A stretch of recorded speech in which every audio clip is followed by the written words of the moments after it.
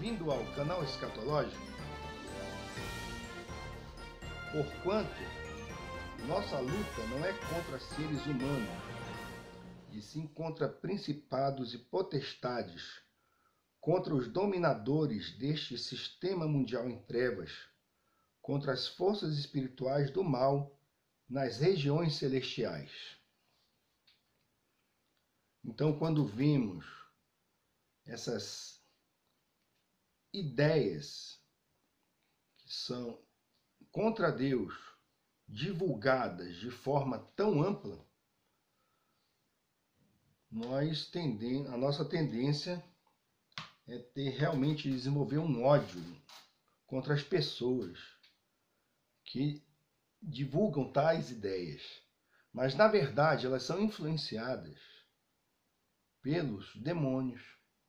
Elas são influenciadas pelos principados e potestades contra os dominadores, né? Eles são influenciados pelos dominadores do sistema mundial em trevas, que são forças espirituais do mal. E essas pessoas sabem disso, porque muitas delas, ou a maioria, pedem ajuda a espíritos enganadores. Elas pedem ajuda. Elas fazem pacto com Satanás. Não é à toa que a maioria dos comunistas, mesmo alegando que são ateus, eles acreditam no Satã. E eles fazem pacto com Satã. E principalmente aí, eles colocam símbolos satânicos em suas bandeiras. Tem um partido maldito aí que coloca uma estrela, um pentagrama, um número 13, Illuminati. Então são todos homens dominados pelo demônio. São inimigos de Deus. E Deus os julgará. Eles serão exterminados mesmo, pelo Todo-Poderoso. Porque eles se enganam se eles podem, de algum modo, ir contra a vontade de Deus. Bom, então essa luta de cosmovisão é, na verdade, uma batalha espiritual. E eles tentam de todo modo, de muitas maneiras, desmentir a palavra de Deus. Dizer que isso é mito, que é bobagem. Então vem o Papa, o Papa que é o grande falso profeta. O papado vai gerar o falso profeta. O Papa, na verdade, não passa de um boneco dos Illuminati. E, na verdade, é também um joguete na mão de Satanás. Ele fica ensinando aí que a teoria da evolução é correta, ensina aí um bom bando de bobagem, de besteira. Ele mesmo se autoproclama um cara que não erra. Então, que em matéria de doutrina, ele é inerrante. Sabemos que a verdadeira doutrina está na palavra de Deus.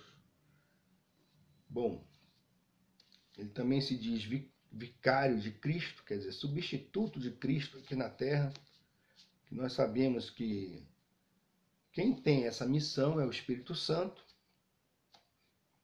que ele é que convence o homem do pecado, da justiça e do juízo, e não o Papa.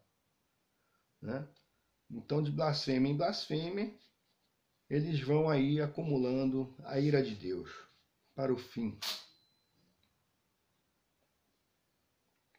Então, quando Roma afirma, através da boca do Papa, que a criação é mito, ele não está sozinho, porque existiram diversos mitos mesmo a respeito da criação. E sobre a criação, há antigas explicações que vão da alegação mesopotâmica, de que, por exemplo, de que a matéria representa o corpo de uma deidade assassinada, que seria Tiamat. Até a convicção grega de que o universo físico existia antes dos deuses. Somente Gênesis, na verdade, exalta Deus acima da sua criação. Como falamos antes, o texto de Gênesis, capítulo 1 até o capítulo 3, é um relato perfeito sobre as nossas origens. A origem do homem, do mundo, de tudo o que existe. E o que tem se oposto a essa posição, a essa revelação de Deus a respeito das nossas origens? Bom, a religião que se opõe, ou digamos assim melhor, a fé que se opõe, o que tem feito oposição à concepção bíblica das origens, é o naturalismo. E o que vem a ser o naturalismo? O naturalismo é o fundamento religioso do ateu. Então, não existe, na verdade, a pessoa ateia. Ela crê em alguma coisa. Ela talvez não creia no Deus verdadeiro como seu Deus, mas pode ser que ela faça da sua própria vontade o seu Deus. Não, eu sou ateu, faço o que quiser, que eu quero, eu não tenho que dar satisfação a nenhuma suposta entidade, né? Eu não tenho que dar satisfação a alguém, a alguma coisa que está acima de mim, né, que me criou de uma forma especial, porque eu sou um macaco, eu venho da evolução, então não tenho que dar satisfação a nada. E tudo o que acontece, que eu faço de certo ou de errado, isso aí tem a ver com a minha concepção biológica, com os meus próprios instintos. Então, Deus para ele, para o ateu, é ele mesmo. Às vezes, é isso mesmo. Ó. O Deus do ateu é ele mesmo, a sua própria vontade. Mas ele está submetido a alguma coisa. Né? Não existe ateu. Existem várias concepções a respeito de Deus. Então, a concepção ateia é uma concepção a respeito de Deus. É uma concepção que afirma não existir Deus. Então, Deus está dentro da equação. O ateu, ele apenas nega o poder de Deus. E isso que é o naturalismo. Então, o naturalismo, graças a essa teoria da evolução, é atualmente a religião dominante da sociedade moderna. O naturalismo é a visão de que cada lei e cada força operante no mundo é natural, e não moral, nem espiritual, nem sobrenatural. O naturalismo é inerentemente antiteísta e rejeita o conceito de um Deus pessoal. Deus que é uma pessoa, que se revelou em Cristo, e um Deus que tem a pessoa do Pai, do Filho e do Espírito Santo. E contrariando aí os testemunhas de Jeová, que eles falam que o Espírito é uma força, a palavra fala o seguinte: não entristeceis o Espírito. Então você só pode entristecer uma pessoa.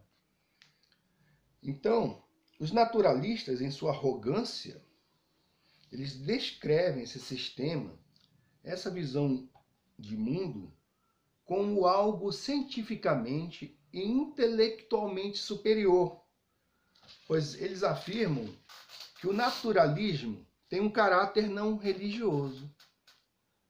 Mas, como já mostramos aqui, o naturalismo é uma religião. Toda a sua filosofia está construída sobre uma premissa baseada na fé.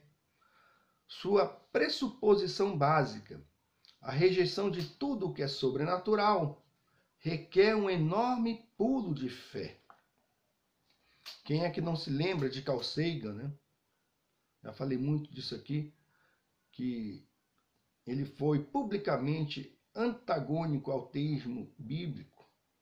Ele era um teleevangelista da religião do naturalismo. E hoje temos o Neil deGrasse, Neil deGrasse Tyson, né? Não é Mike Tyson, não, é Neil Desgraça Tyson, ou Neil Sem Graça, né? Que substituiu Sagan nesse papel. Então, Carl Sagan percebeu a vastidão e a complexidade da criação, chamou isso de universo, né? E concluiu que não há nada maior do que esse universo. O que ele fez? Não sei se alguém já ouviu falar aí uma frase, porque quando você quer alguma coisa, o universo conspira. Bom, isso aí é pegar alguma coisa, né, que não é Deus, né, uma concepção de algo que não é Deus, e conceder atributos divinos a ele. Né? Então, o que Carl Sagan fez? Ele se apropriou de atributos divinos, né, como a infinitude, a eternidade, a onipotência, a onisciência, e os emprestou ao próprio universo. Ele resumiu tudo em uma única frase, isto é, toda a sua visão naturalista está resumida na seguinte frase, que chega mesmo a ser um dogma, né? O cosmo é tudo o que existe, sempre existiu e sempre existirá. Então, ele, a cada abertura de seus episódios da série Cosmo, né? Cosmos, ele falava essa frase. Então, a gente sabe que essa declaração não pode ser classificada como uma declaração científica. Na verdade, como eu disse, é um dogma, é um princípio de fé, é um credo. Isso é um credo. O cosmos é tudo o que existe, sempre existiu e sempre existirá. Então, pelo simples fato de que nem Sagan, nem todos os cientistas, ou pseudocientistas, na verdade, do mundo, nem todos eles juntos, poderiam analisar tudo o que existe, sempre existiu e sempre existirá através de um método científico, está na cara que essa afirmação é uma mentira. Mas muita gente acredita. Bom, mas o que aconteceu com Carl Sagan, o que acontece com Neil deGrasse Tyson, o que acontece aí com esses pseudocientistas, né? O Hawkins, nem sei se aquele bicho está vivo ainda. O que aconteceu com esses caras? O que acontece com eles? Bom, eles deificam o universo e tudo nele existente. É um panteísmo, na verdade. Não tem nada a ver com ateísmo. Isso aqui é apenas a substituição do Deus verdadeiro por uma mentira. Então eles fizeram do universo, aquilo que eles chamam de universo, o seu próprio Deus. Então eles insistem em afirmar que o próprio cosmo é o que foi e o que será.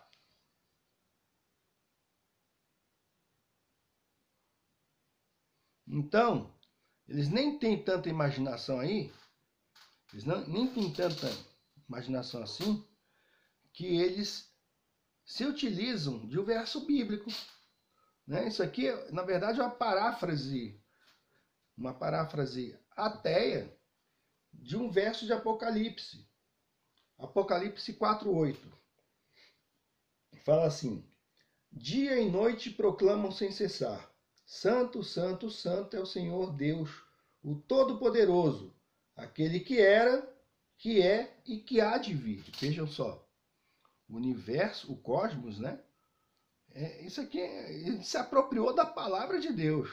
Esses caras, eles sabem como funciona a mente humana, né? Que nós temos sede de Deus. Então eles roubam a própria palavra, distorcem, como fez o diabo, né? Para tentar Eva, e jogam aqui. O cosmos é tudo que existe, sempre existiu e sempre existirá. Isso aqui é Apocalipse 4:8, né? Torcido, né? Os caras são uns farsantes, poxa. Santo, Santo, Santo é o Senhor Deus, Deus o Todo-Poderoso, aquele que era, que é e que há de vir, né? Então, depois de analisar suficientemente o cosmos, né, como eles dizem, para ver a evidência do infinito poder e majestade do Criador, né, o cientista Carl Sagan e esses outros, eles atribuíram essa onipotência e glória para a própria criação, né? Então eles cometeram precisamente o erro que o apóstolo Paulo descreve em Romanos capítulo 1, versos 20 a 22. Então o Sagan, ele colocou a criação no lugar devido ao Criador. E espremidos por essa visão naturalista, muitos, até mesmo nas fileiras cristãs, estão abandonando a abordagem literal do texto bíblico sobre as origens. Uns dizem que a revelação nesta parte não passa de poesia ou alegoria. Recentemente, o líder da religião de Roma, né, isso aí vocês podem procurar na internet, afirmou que a teoria da evolução pode ser conciliada com o criacionismo bíblico. Bom, isso é conciliar Deus com Satanás. Né? Isso que parece que esse Papa mais gosta de fazer. Né? E o Papa que afirmou isso aí foi aquele lá, né, o Illuminatizinho, João Paulo II. Né? Carregava lá um símbolo satânico, né, para as multidões adorarem, né, aquela cruz vergada. Vocês podem pesquisar isso aí na internet. Bom, se Adão não era literalmente o ancestral de toda a raça humana, então a explicação da Bíblia sobre como o pecado entrou no mundo não faz sentido. Porque se não caímos com Adão, não podemos ser redimidos em Cristo. Como está escrito em 1 Coríntios 15, 22, Romanos 5, versos 18 e 19. Conclusão. Tudo que as Escrituras dizem sobre nossa salvação por intermédio de Jesus Cristo depende da verdade literal ensinada em Gênesis, capítulo 1 a 3, sobre a criação e a queda de Adão. Não há passagem nas Escrituras mais fundamental. Voltemos ao texto. No princípio, Deus criou. O verbo criar no Antigo Testamento, bará, só é usado para se referir à atividade divina, jamais uma atividade humana. A frase Reshit, no princípio, Bereshit, ocorre 51 vezes no Antigo Testamento e indica o início de uma série de eventos. Os atos criativos de Deus colocam a história em movimento, determinam seu fluxo na direção de um fim intencional. Desde o princípio, Deus conhece e controla o fim.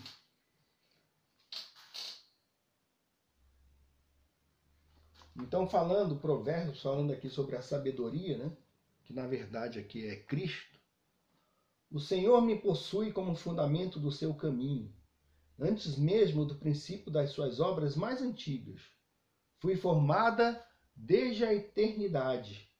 desde a origem de tudo, antes de existir a terra. Nasci quando ainda nem havia abismos, quando não existiam fontes carregadas de água. Antes de serem estabelecidos os montes e de se formarem as colinas, eu já existia. Fala da eternidade de Cristo aqui. E temos também Isaías 41, 4. Isaías 41, 4.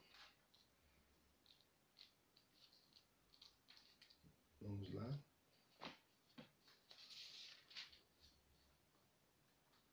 Quem fez e agiu desta maneira?